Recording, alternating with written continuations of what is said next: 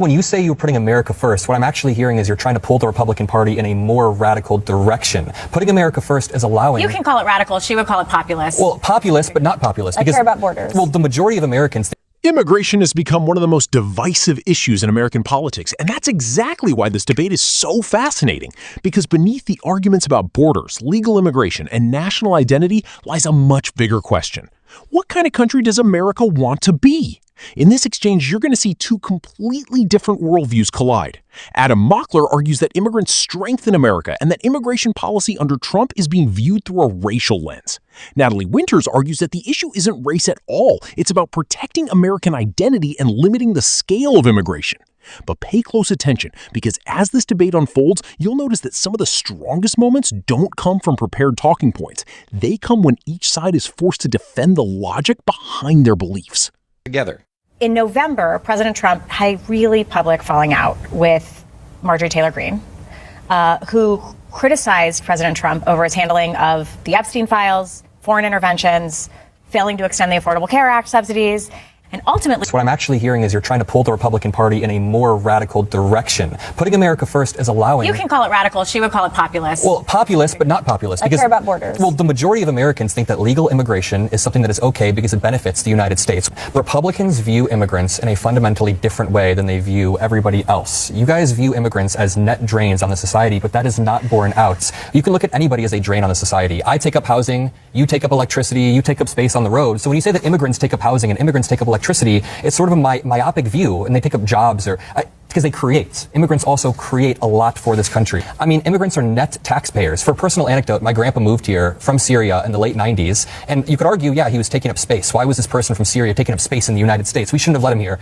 But my grandpa has built a business that now employs dozens of people, that feeds dozens of families. I grew up in Indiana, where my community was full of a lot of Muslims who became heart doctors or surgeons or very productive members of society. 30% of working physicians in this country are immigrants, are people who are coming here to help Americans. That is putting America first. How are physicians that are immigrants? This is one of the strongest moments from Adam Mockler in the entire debate, because he moves the conversation away from abstract political slogans and brings it back to real people. Notice what he's doing here. Instead of arguing statistics alone, he's highlighting how immigrants contribute to American society through businesses, jobs, healthcare, and economic growth. Whether you agree with his broader political views or not, this is a powerful rhetorical strategy because it challenges the idea that immigrants should only be viewed as costs or burdens. At the same time, this exchange reveals the central disagreement between these two perspectives. Adam sees immigration primarily through the lens of contribution and opportunity. Natalie sees it through the lens of scale, assimilation, and national cohesion. And that's why these debates often go nowhere. Both sides are answering different questions. Helping Americans, not putting America first. Hold on, don't take that. I'm going to ask a question. What I would like you to respond to is there a positive story about immigrants who aspire to live the American dream, that are living it in a way that isn't undermining the American experience for Americans already here? Do you subscribe to that notion in any way? Or do you reject it? Of course there are some, but the way that you're seeing legal immigration happen now is just historically, empirically, extremely different from the waves that you saw before. You used to have an on period of people coming in and an off period, and the people who would come in would assimilate. Much like your grandfather. They would actually, I think, enjoy American culture because you had to. Now, I think you have this sort of weird, perverse left-wing ideology where we're told that assimilation is racist, and I don't think that that works. And I think when you talk about the immigration issue, it's like we have to do this performative, to some extent, ritual where we have to praise immigrants as like the greatest thing that has ever happened in this country. I'm not bashing or negging all immigrants, but I also think we can appreciate the contributions that Americans have made to this country. The American people have been abused by the legal immigration system. And sure, are there some immigrants that are good? Yes, but there's also a lot of problems with our immigration system. It's a problem of scale. It's too many people. Okay, hold on. I'm going to show you guys a clip of William F. Buckley Jr. Have you ever heard of him? Yeah. Okay, so William F. Buckley Jr. hosted a program called Firing Line for 33 years. In 1979, he actually tackled the question of immigration. How many people should be allowed in and from where? Listen to what he says in this exchange with the first Latino commissioner of the Immigration and Naturalization Service. Take a look. Well, is the question purely a numerical question, or is it one that has also to do with ethnic balance? I think it has to do with the whole vision of the country. If my memory is correct, it was only about 13 or 14 years ago that we officially renounced the preference that had previously been written into the law for two groups. Number one, Western Europeans. Number two, residents of this hemisphere. Is that correct? Yeah, we've gradually moved toward a non-racial type policy. Okay, so he's saying we have gradually in our immigration policy moved towards a non-racial policy. There is a sense that sort of implicitly we are moving towards a racial policy for immigration under this administration. The criticism is that the Trump administration wants a whiter America. Is that fair? Natalie Winters makes an argument here that has become increasingly common among America First conservatives. Her point isn't necessarily that immigration itself is bad. Her argument is that the volume of immigration and the speed at which it occurs make assimilation more difficult. Now, supporters of this view would argue that successful immigration requires integration into a shared national culture.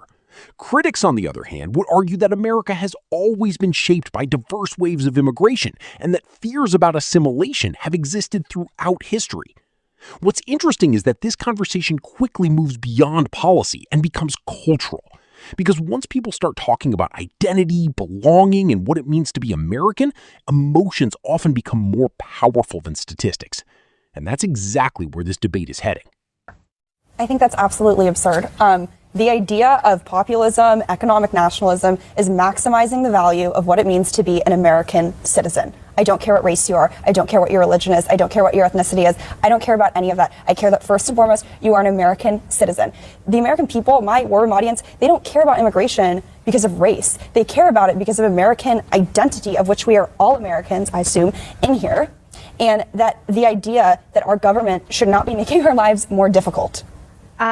Adam, do you want to? I disagree entirely. This administration is absolutely looking at immigration through a racial lens. You can look at the temporary protected status they have removed from many groups, all minority groups. You can look at the refugee status they are allowing from South Africa. They are banning countries from coming in, or people from countries that are black or that look a certain way, but white refugees are the only ones that are being allowed to come in. Stephen Miller's guidance of this immigration policy is absolutely racial.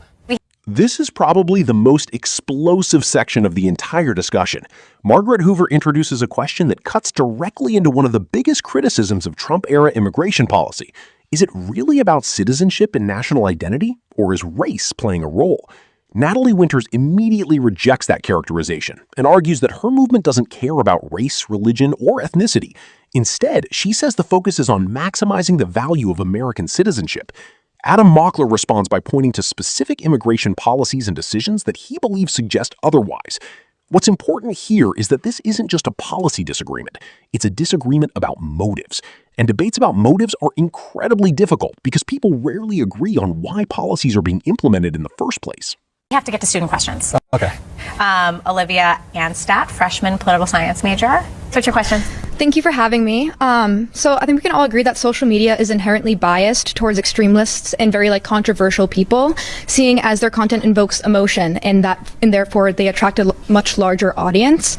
And that being said, how do we now as a society recenter our popular media around truth, diversity, and good intent in this age that is so fueled by bias and prejudice? That's a really good question. Take it. I don't have the exact answer. I mean, that's a really good question, but I know exactly what you were talking about. The algorithms currently incentivize and promote the most outrageous content. Now the debate takes an interesting turn because it moves from immigration into the battle over information itself. Adam Mockler argues that social media algorithms reward outrage, extremism, and increasingly radical content. That's a concern shared by people across the political spectrum. The more attention-grabbing the content, the more likely it is to spread. Natalie Winters, meanwhile, focuses on what many conservatives see as institutional censorship and bias against certain viewpoints. The reason this matters is because information shapes everything else. Before people can argue about immigration, healthcare, elections, or foreign policy, they first have to agree on what information they trust. And right now, that trust appears more fractured than ever. I think this gives us a warped perception of each other, and I think it quite frankly allows extremists to control the media message, and it elects extremists. We are currently living in an environment where the social media incentivization of radicalization is beginning to translate into our electeds being more radical because they're using social media, therefore they're giving more and more radical takes, and they're elected. What do you think about the algorithms and their ability to potentially throttle or incentivize certain actors?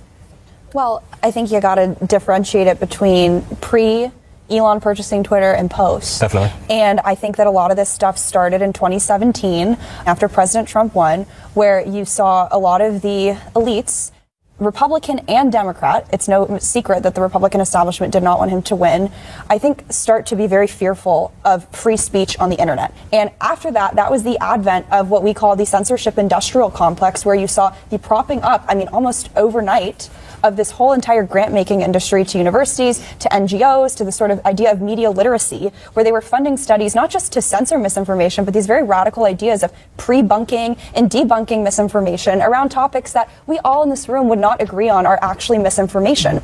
And that stuff was leveraged to, I don't know, censor the sitting president of the United States and rip him off of like every social media network ever, even probably Uber Eats. So that was the culmination. Didn't work, did it though? Well, but this is the point, because the censorship is not actually of falsehoods. It's censorship of ideas that threaten the power of the current ruling elite, the regime. Whether or not they think their ideas are true or not, it doesn't matter. They use censorship as a tool of political power. After watching this entire exchange, I think the most interesting thing isn't who won the debate. It's what the debate reveals about where American politics currently stands. On immigration, both sides are speaking to very different concerns. One side is focused on opportunity, economic contribution, and the role immigrants play in strengthening the country. The other side is focused on borders, assimilation, national identity, and whether immigration levels are sustainable. Neither perspective exists in a vacuum. Both are rooted in genuine concerns, even if people strongly disagree on the solutions. The same thing happens when the conversation shifts to social media and censorship. One side worries about misinformation spreading unchecked, the other worries about institutions deciding which ideas are acceptable and which aren't. And that's why these debates feel so intense. They're not just arguments over policy, they're arguments over trust. Trust in institutions, trust in government, trust in media, trust in political leaders. And once trust starts breaking down, every issue becomes more polarized. What stood out most to me was how quickly the discussion moved from specific policies to broader questions about identity, culture, and information. That tells me these debates aren't really about one immigration policy or one social media platform. They're about competing visions of what America should look like moving forward. Now, I want to hear from you. Do you agree more with Adam Mockler's argument that immigration strengthens America and that current policies are being viewed through a racial lens? Or do you agree more with Natalie Winters that the issue is primarily about citizenship, assimilation, and national identity? And what about the social media discussion? Do you think misinformation is the bigger threat, or do you think censorship and gatekeeping are the bigger danger? Drop your thoughts in the comments below. If you enjoy political breakdowns like this, where we analyze the arguments, the strategy, and what these debates reveal about the broader political landscape, make sure to like, subscribe, and turn on notifications. Thanks for watching, and I'll see you in the next one.